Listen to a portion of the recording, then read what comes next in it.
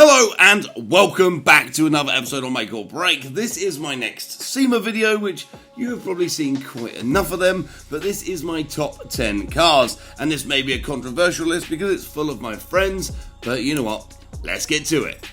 Okay, so rolling in at number 10 was this amazing Ferrari on the Toyo stand. It had that Ferrari 250 kind of style, but with a modern twist. Carbon fibre spoiler, carbon fibre front lip, some controversial wheels, and a window which I could see right through to the engine. This car was a mix of very old and very new. It put me on the fence, but it did honestly take my eye. I was a bit shocked to even notice it, to be honest with you, because it was around so many weird and wonderful cars, but when you looked at the details and the eye covers and the metal grille and the gold Ferrari badge, this car stood out to be something very, very different. So well done, Toyo, for representing something a little bit different on your stand this year. Well done. That's number 10. Let's go to number 9. So, number 9, going to take you all the way over to the Battle of the Builders stand. The Battle of the Builders for me was quite literally mind-blowing. Normally it's a bit of a, I'm going to go as far as getting you to beat this, a dick measuring contest in relation to people that have worked for SEMA for years. This year there was an RX-7 which absolutely blew my mind. The paint in the engine bay was as pretty as the paint outside. The body kit, the pearlescent, different colour changing paint was amazing. The modifications, the wheels, the bumpers. This car set itself aside from the rest of the cars in the pen. And I don't know if it won or not, I wasn't really that far involved, but it was a very, very cool car. The problem with Battle of the Builders and SEMA is it's very hard to not see a car that you have seen before. So when you walk in there and go, wow, now that is cool, you could see that Adam C's face completely dropped. It was an amazing marvel to see the RX-7, and do you know what? Fair play to the builders. Cool car. Moving on to number 8. Number 8, there was this amazing car. So my buddy, Matt Armstrong, I say we're buddies, I've sold him a few cars, we've done a few bits together. He put together a pretty cool car. He put together a RS6 Audi. This car was absolutely stunning. The body kit was cool. The carbon lips on the door were controversial. The interior, you know, pretty basic, but the outside was something to be marvelled at. And Chiro from Petrolheadism managed to wangle that car into the Battle of the Builders stand. I'm telling you, that car was a marvel. The different coloured wrap, the satin to the gloss, the wheels, the brakes. It just looked freaking cool, and because it was in the Battle of the Builders, it also had that edge about it. Is it in the top 10? Is it in the top 12? Cool car, Matt. So, taking me on to number 7 was the Gumpfer Autoworks Porsche. And this car to me, I'm not really a Porsche guy, I'm not really a Volkswagen guy, so there's going to be loads of people writing in the comments how much of a douchebag I am right now. But the Gumpfer Autoworks Porsche blew my mind. It was the carbon weave. It was the fact that the front wheels matched the back wheels on the track. I mean, that means that the front wheels are exactly in the same position on the front of the car as they are the back. The carbon, the purple, this car was absolutely stunning. I was blown away by the bodywork, the paint, the colours.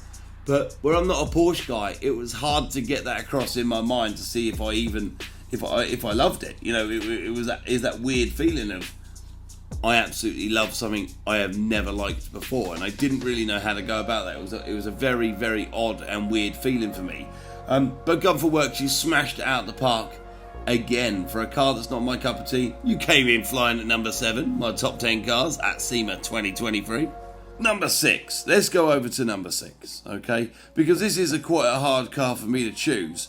And it's Richard's white Ferrari. Richard's Ferrari is absolutely stunning. He bought it wrecked from a breaker's yard. And for me, I'm not a real Ferrari guy. I like my replicas. But number 6, the finish and the detail was OE. You looked around this car and the white paint down to the wheels, down to the interior. Richard and his team blew it out of the park.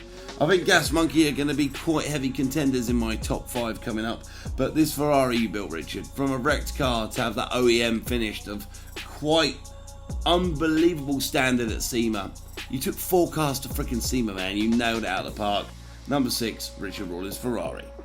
Taking us to the top 5. Here we go, guys. SEMA 2023 top 5 in my opinion. This may be controversial because a lot of my pals are ranked here in the top 5. So number 5, we're going to go with the Chip Foose selection. Chip Foose's work is second to none in the world. And you heard it here, second to none. He is the be-all, the end-all, the Hall of Famer, the world famous car builder. But he never really unveiled any cars this year. He had his booth and he had his works of art that I have seen over the last few years. But in number 5, I'm going to throw the progression of all of Chip's cars into number 5 because he didn't have a one-off car at SEMA this year. He had a collection that was stunning. So number 5 comes in with the Chip Foose collection. Check out the paint. Check out the exposed chassis. The brake lines are straight. The engines are as pretty as the bodywork. The interior stitching is gorgeous. And the man himself, lovely. Nailed it, Mr. Chip, at number 5. Number 4, we're coming in with the controversial 1932 Ford EV that was on the Legacy EV or the EV Legacy stand. This car to me, it was weird, it was wonderful, it was quirky. It wasn't the best built car in relation to the car itself, but what those guys did in 4 days was mind blowing. They turned a full on heavy petrol fire breathing hot rod into an EV masterpiece with finesse and style and the design was absolutely gorgeous. The car was very, very pretty. I love an early 30s Ford, but I love what they did. So for me, it was one of my favourite cars of 4. Comes in at number 4, the EV Legacy or the Legacy EV Ford conversion. Check that bad boy out. Check out that paint. Right, top 3. Here we go, guys. Top 3. It's about to go down in history. Top 3. Number 3. Sorry, but Chiro smashed out the frickin' park here. That Toyota Corolla has not been a car I've ever fallen in love with or ever liked or even taken a second look at. But before I even knew it was Chiro's car, I was walking over to it like a magnet to a frickin' bowl of soup that's made of metal. Something stupid. You're going to write in the comments it was a silly comment, and I do apologise. But frickin' hell, Chiro. The carbon design, the absolute finesse in the body kit, in the little louvers, in the paintwork was second to none. The stitching in the seats, those details, the fact that you drove it to frickin' SEMA, man. That car was amazing. One of my favourite cars. Top 3, Chiro Champi's petrol hedonism EV Toyota Corolla. Absolutely banging. Taking us on to my top 2. This is where it gets very, very controversial and a little bit hard for me to decide. This top 2 relates to one thing: hard work, design, and love. And number 1, I'm going to upset everyone. Number 1, I've chosen 2 cars. I have the best car of SEMA, and it's divided into 2 cars. But my second best car, and the only reason it's in second place is because it's not finished. I have seen the journey from this car from start to finish, and it is Freddie Tavares's P1. This car has gone from floating down a typhoon in Las Vegas, that is actually Florida, and actually being reclaimed and brought back to life by Mr. Freddie Hernandez, Mr. Tavares himself. The work, the sweat, the blood, the tears, the finesse, the gold heat shields, oh my god, the titanium welds on the exhaust, the stitching like no one has ever perfected in a P1. The wrap that works with the amazing guys at Valvoline, yet also comes into that controversial field that the car has not been revealed yet. It is that camo state. Then taking us on to something that we had a world exclusive on, guys. That amazing paint. That red pearl paint for me was something that car is going to just put it aside from every other one in the world. The wheels, the brakes, the car is just, I'm shaking here. Like, you can hear the passion through my voice because I'm smiling through the freaking microphone. It's amazing. Number 2, Tavares's P1. Well done, man. It would have been number 1 if it was finished. You know that, brother. But number 2 for me, I think, is where it deserves. And to number 1. And this is the most controversial thing I'm probably ever going to upset my viewers and my listeners over. But number 1 is a split 50-50 between my pal Richard Rawlins and his Tester, the electric Testarossa, just because of the outlandish Miami Vice / Tron / oh my god, the car was just freaking ridiculous. Like, every aspect of the middle seat, to the white paint, to the lights, to the roll bar, to the center steering wheel.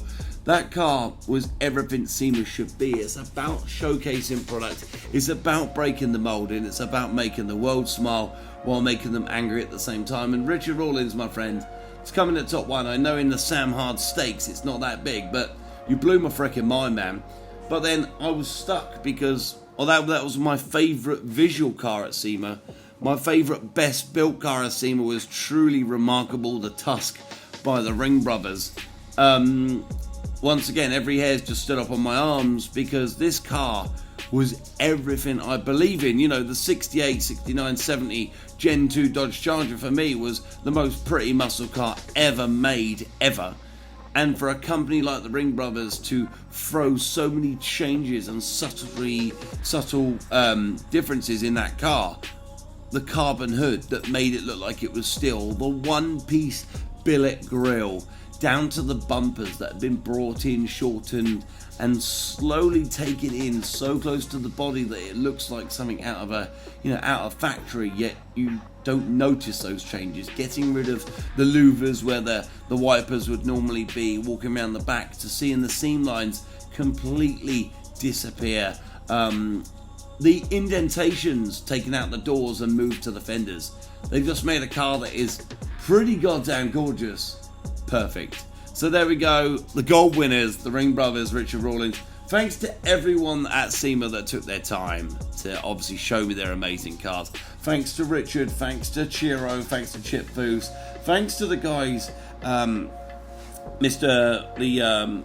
of the Builders, thank you to you, thank you to the guys at Toyo, thank you to also the guys at Gunther Auto Works.